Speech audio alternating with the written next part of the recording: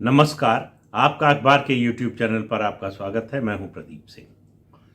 विपक्षी दलों की अगली बैठक बेंगलुरु में 13 और 14 जुलाई को होगी। इसकी घोषणा एनसीपी के अध्यक्ष शरद पवार ने की। कांग्रेस पार्टी ने क्यों नहीं की या नीतीश कुमार ने क्यों नहीं की पता नहीं, लेकिन उससे कोई ज़्यादा फर्क नहीं पड़ता कि किसने घोषणा की।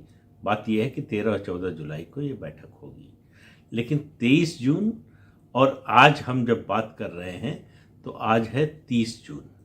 इन एक हफ्तों में क्या हुआ है इस बैठक के बाद, इसका जायजा ले ले तो एक अंदाज़ा लगेगा कि 13-14 तक परिस्थिति क्या हो सकती है। राजनीतिक परिस्थिति की बात कर रहा हूँ, तो उससे एक अंदाज़ा लगेगा कि चीज़ें किस दिशा में जा रही हैं। पहली चीज़ ये हुई कि उस बैठक के बाद जो खबरें बाहर आईं उससे पता चला कि अरविंद केजरीवाल अलग थलग पड़ गए। उस बैठक में किसी ने अरविंद केजरीवाल का जो अध्यादेश केंद्र सरकार लाई है दिल्ली की सेवाओं के बारे में, उस पर किसी ने साथ नहीं दिया। तो अरविंद केजरीवाल एक तरह से एकला चलो की नीति पर चलते हुए दिखाई दे रहे हैं। और इसका संकेत क्या, प्रमाण उन्होंने दे दिया जब प्रधानमंत्री की बात का उन्होंने समर्थन कर दिया, प्रधानमंत्री की घोषणा का समर्थन कर दिया। किस घोषणा की बात कर रहा हूं अभी बताता हूं। उसके अलावा दूसरे या तीसरे दिन की ही घटना है कि केरल में कांग्रेस के जो प्रदेश अध्यक्ष हैं उनको केरल की पुलिस ने भ्रष्टाचार के आरोप में गिरफ्तार कर लिया। अब इसका क्या मतलब है? एक तरफ कांग्रेस और सीपीएम पश्चिम बंगाल और त्रिपुरा में मिलकर चुनाव लड़ चुके हैं, अभी पंचायत चुनाव मिलकर लड़ने की बात कर रहे हैं, और उस दूसरी तरफ जो है केरल में सीपीएम के नेतृत्व वाली सरकार कांग्रेस के प्रदेश अध्यक्ष को भ्रष्टाचार के आरोप में गिरफ्तार कर रही है। इसका एक ही मतलब है कि केरल के मुख्यमंत्री और सीपीएम के नेता पिनराई विजयन ये संदेश दे रहे हैं सभी उन 15 विपक्षी दलों को जिनकी बैठक 23 जून को हुई कि केरल में बॉस मैं हूं। केरल में सीपीएम का मतलब पिनराई विजयन, सीताराम येचुरी नहीं। आपने सीताराम येचुरी को बैठक में बुलाया, उनसे बातचीत हो रही है, वो पश्चिम बंगाल में आपके साथ चुनाव लड़ रहे हैं, लड़े नहीं लड़े यह उनका मुद्दा है, मेरा नहीं है। कम से कम केरल में कांग्रेस पार्टी से हमारी लड़ाई है और वो लड़ाई बनी रहेगी, हम कोई समझौता नहीं करने जा रहे हैं। कांग्रेस पार्टी बहुत नाराज है पिनराई विजयन से, लेकिन कुछ कर नहीं सकती। एक बात जो मैं काफी दिनों से कह रहा हूं कि सीपीएम का मतलब अब हो गया है पिनराई विजयन। खास तौर से केरल की बात करें और पूरे देश के स्तर पर सीपीएम का कोई उस तरह से वजूद रह नहीं गया है। वो ठीक है कि कोई राजनीतिक दल इस तरह से मरता नहीं, खत्म नहीं होता, तो सीपीएम खत्म हो गई है ये नहीं कह सकते, लेकिन सीपीएम जो थी, मतलब मार्क्सवादी कम्युनिस्ट पार्टी की बात कर रहा हूं, और आज जो है उसमें उसका एक तरह से खत्म हो जाना ही सारे व्यवहारिक अर्थ में अगर देखें तो यही माना जाएगा केरल को छोड़कर। तो सीपीएम का एक भी विधायक नहीं पश्चिम बंगाल, जहां उसने 34 साल राज किया, त्रिपुरा जहां उसने लगातार 3 टर्म जीत कर आई, 15 साल राज किया, उससे पहले भी राज किया, वहां उसकी हालत खराब है, वहां वो तीसरे नंबर की पार्टी है। तो इससे आप अंदाजा लगा लीजिए सीपीएम की हालत क्या है। एक और घटना हुई महाराष्ट्र में, अजीत पवार जो शरद पवार के भतीजे हैं, उन्होंने एक तरह से बगावत का बिगुल बजा दिया है कि पार्टी का अध्यक्ष कोई पिछड़ा वर्ग से होना चाहिए, पिछड़ा वर्ग को आगे क्यों न किया जाए। छगन भुजबल के कंधे पर रखकर उन्होंने बंदूक चलाई और छगन भुजबल सहर्ष इसके लिए तैयार हो गए। आखिर इसके जवाब में शरद पवार को उतरना पड़ा कि मैंने अपने राजनीतिक जीवन में कई पिछड़ा वर्ग के नेताओं को आगे बढ़ाया है, तो ये आरोप मुझ पर नहीं लग सकता कि मैं पिछड़ा वर्ग के नेताओं को आगे नहीं बढ़ा रहा हूं।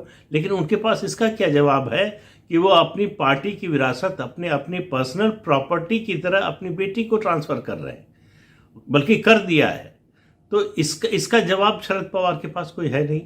और अजीत पवार जो है ये कह चुके हैं कि भाई उनका मन जो है नेता प्रतिपक्ष बने रहने में नहीं है, वो चाहते हैं कि संगठन की जिम्मेदारी मिले, और संगठन की जिम्मेदारी तो शरद पवार देना नहीं चाहते।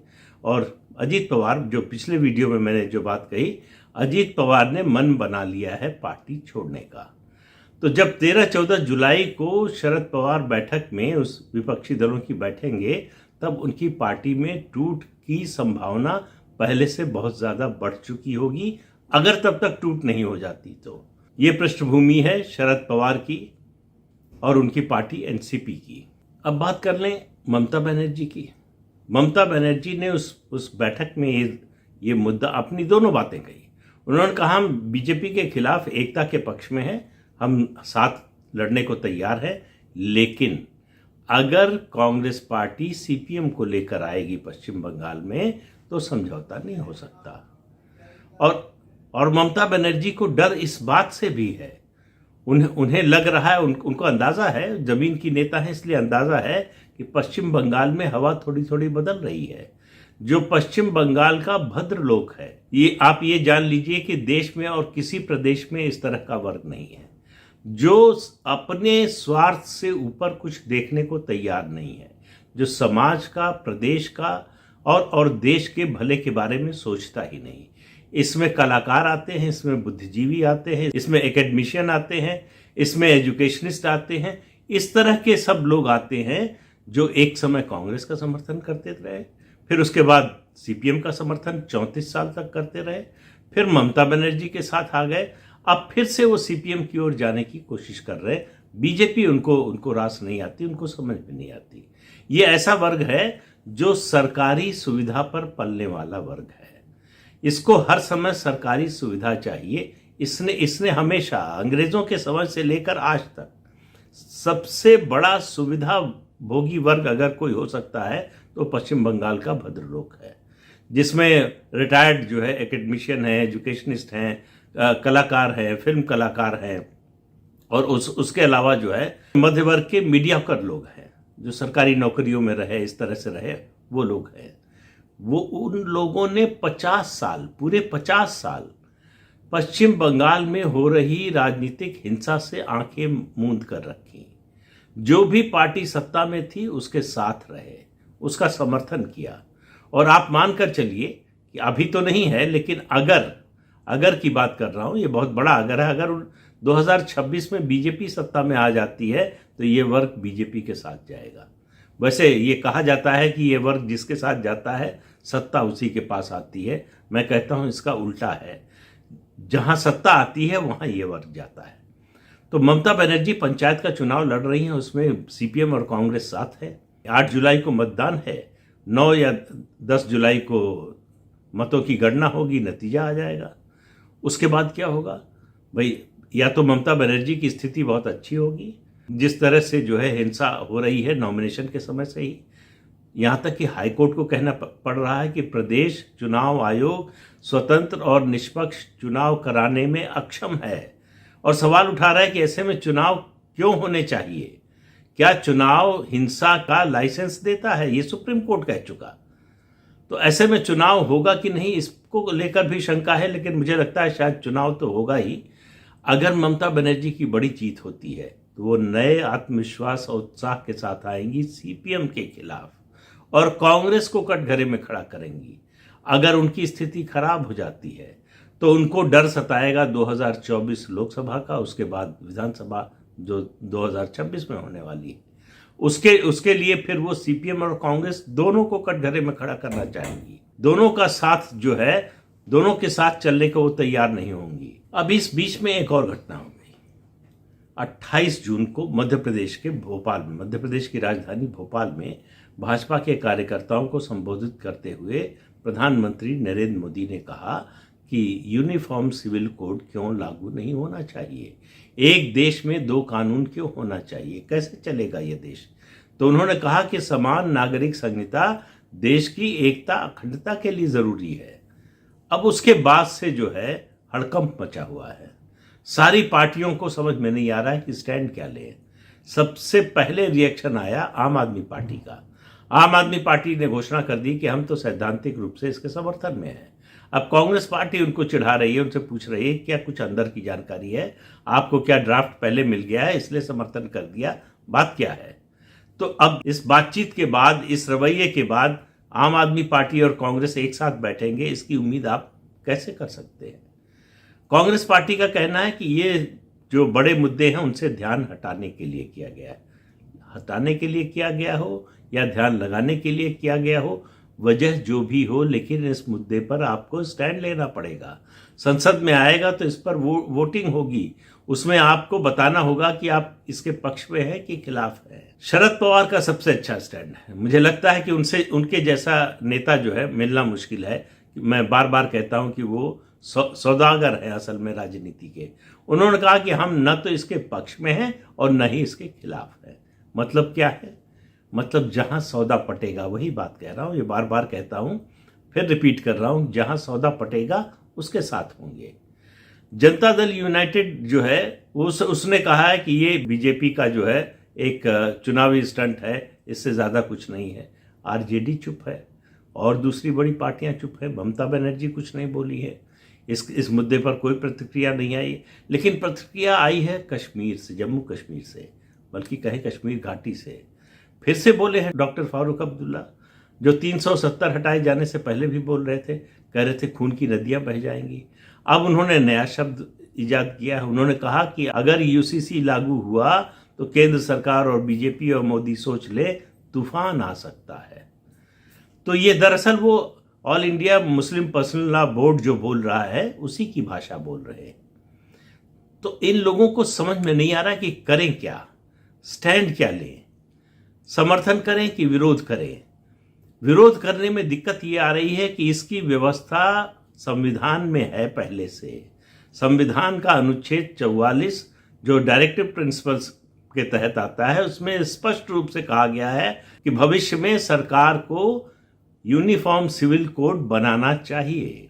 और उसके अलावा एक बार नहीं, 3 बार, 1985-86 में जब शाहबानो का मामला आया था तब, उसके बाद 1995 में, फिर 1917 में, 3 बार सुप्रीम कोर्ट कह चुका है कि सरकार को यूनिफॉर्म सिविल कोड बनाने पर विचार करना चाहिए।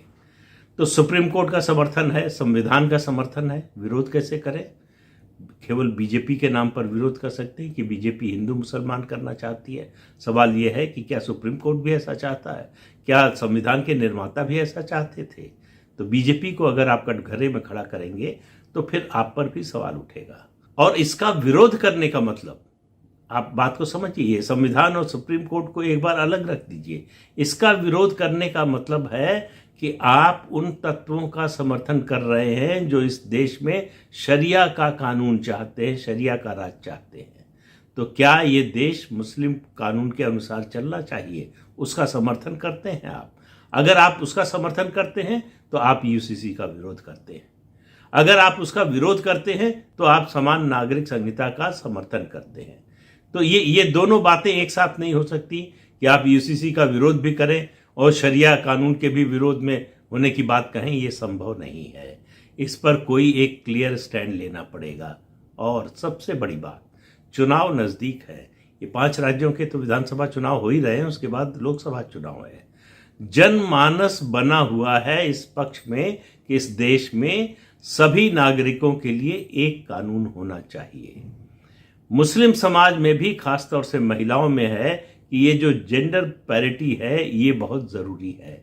जो उनके साथ भेदभाव होता है, उसकी वजह से उनको सदियों से जो सफ़र करना पड़ रहा है, उससे उनको मुक्ति मिले। और यूसीसी जो है उससे मुक्ति दिलाने का एक संवैधानिक रास्ता है। इसलिए उनका समर्थन बीजेपी को मिलेगा या नहीं मिलेगा ये अलग बात है, लेकिन वो समान नागरिक संहिता के समर्थन में है, ये बात कही जा सकती है।